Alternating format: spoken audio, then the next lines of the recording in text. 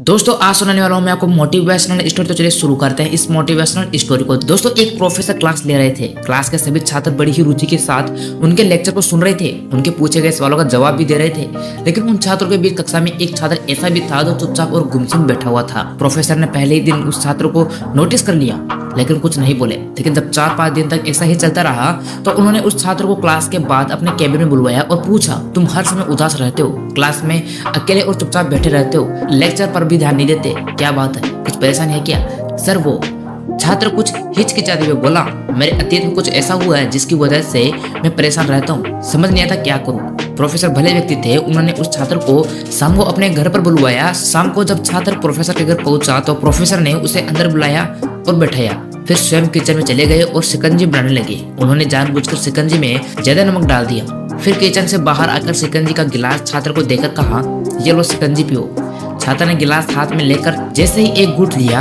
अधिक नमक के स्वाद के कारण उसका मुंह अजीब सा बन गया। यह देख प्रोफेसर ने पूछा, क्या हुआ, शिकंजी पसंद नहीं आई?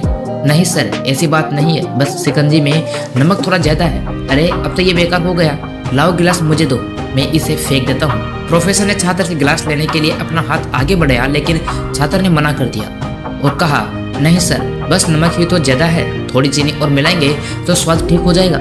यह बात सुनकर प्रोफेसर गंभीर हो गए और बोले, सही कहा तुमने, अब इसे समझ भी जाओ, ये शिकंजी तुम्हारी जिंदगी है, इसमें घुला अधिक नमक तुम्हारे अतीत के बुरे अनुभव है। जैसे नमक को शिकंजी से बाहर नहीं निकाल सकते, वैसे ही उन बुरे अनुभव को भी जीवन से अलग नहीं कर सकते। वे बुरे अनुभव भी जीवन का हिस्सा ही है, लेकिन जिस तरह हम चीनी घोलकर शिकंजी का स्वाद बदल सकते हैं, वैसे ही बुरे अनुभवों का भूलने के लिए जीवन में मिठास तो घोलनी पड़ेगी ना। इसलिए मैं चाहता हूँ कि अब तुम अपने जीवन में मिठास घोलो। प्रोफेसर की बात छात्र समझ गया और उसने निश्चय किया कि अब वो बीती बातों पर परेशान नहीं होगा। दोस्तों जीवन में अक्सर हम अतीत की बुरी यादों और अनुभवों को याद कर दुखी होते रहते हैं। इस तरह हम अपने वर्तमान पर ध्यान नहीं दे पाते और कहीं ना कहीं अपना भविष्य बिगाड़ लेते हैं। जो हो चुका है उसे सुधारा नहीं जा सकता, लेकिन कम से कम उसे भुलाया तो जा सकता है। और उन्हें भुलाने के लिए नई मीठी यादें हमें आज बनानी होगी। जीवन में मीठे और खुशनुमा लम्हों को लाइए, तभी तो जीवन में मिठास आएगी।